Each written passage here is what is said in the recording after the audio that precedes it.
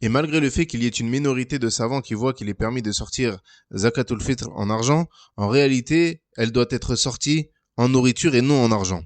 Et ceci pour trois raisons. Premièrement, car c'est l'ordre du prophète sallallahu alayhi wa sallam, comme c'est venu dans le hadith de Abdullah ibn Omar qui dit que le messager d'Allah sallallahu alayhi wa sallam a imposé l'aumône de la rupture du jeûne à chaque individu musulman, qu'il soit homme, femme, libre ou esclave, un sa' de date ou d'orge. Donc le prophète sallallahu alayhi wa sallam a quantifié zakatul fitr en nourriture et non en argent.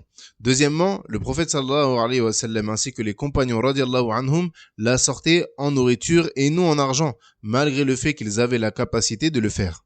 Et comme le Abu Sa'id al-Khudri radiallahu anhu a dit, on sortait au temps du prophète sallallahu alayhi wa sallam le jour du Eid un sa' de nourriture.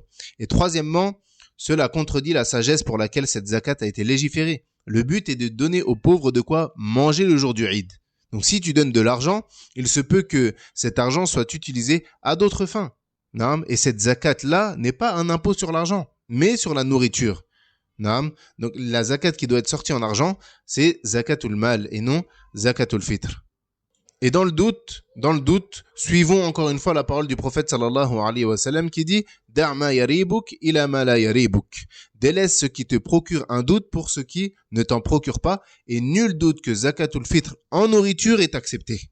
Il y a un ittifaq, un ijmar sur le fait que la zakatul fitr sortie en nourriture est acceptée.